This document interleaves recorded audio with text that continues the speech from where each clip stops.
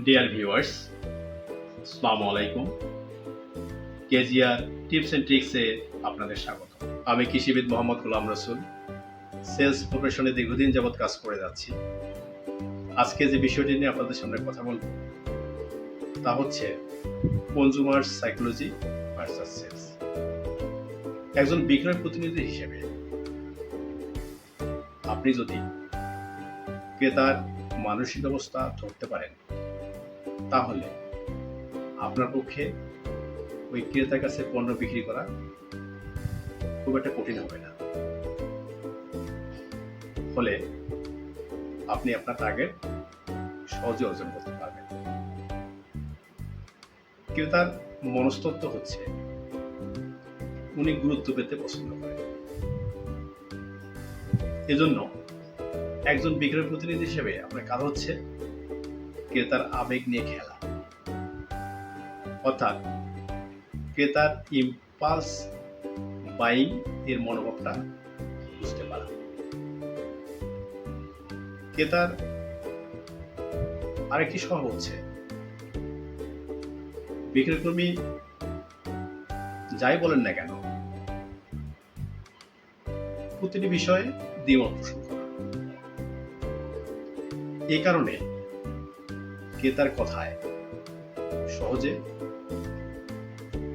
রাগ প্রকাশ করা চলবে না অথবা বিরক্ত হওয়া যাবে না, বরং ক্রেতাকে যুক্তি দিয়ে প্রতিটি বিষয় বুঝিয়ে দিতে হবে।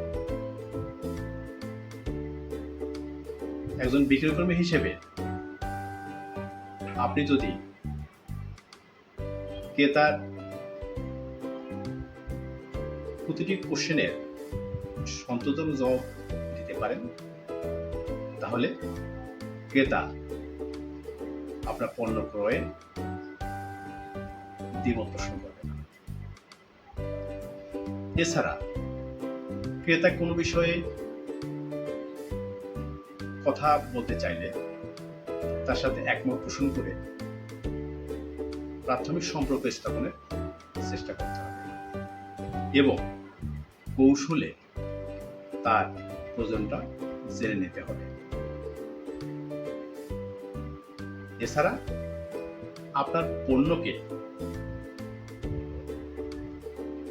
যুক্তির মাধ্যমে তার সামনে এমনভাবে উপস্থাপন করতে হবে যেন ক্রেতা মনে করেন যে এই পণ্যটি তার সকল সমস্যার সমাধান করবে। ফলে ক্রেতা পণ্য ক্রয়ে উদ্বুদ্ধ হবে। পরিশেষে আরেকটি কথা বলতে চাই,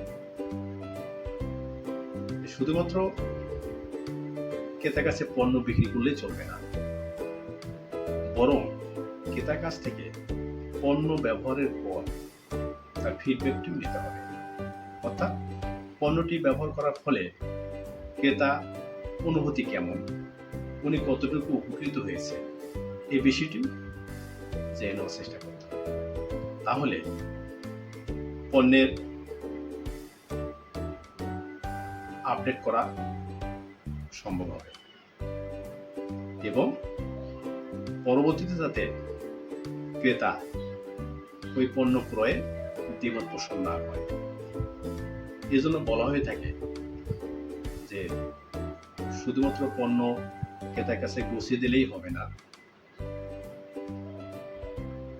এই পণ্য ব্যবহার করার ফলে ক্রেতা কতটুকু সন্তুষ্ট অর্জন করেছেন এই বিষয়টিও কৌশলে জেনে নিতে হবে। তো ভিউয়ার্স, আজ এখানেই শেষ করছি। আমার এই কথাগুলো যদি আপনাদের ভালো লেগে থাকে তাহলে চ্যানেলটিকে এখনই সাবস্ক্রাইব করুন এবং বেশি বেশি শেয়ার করুন। ধন্যবাদ।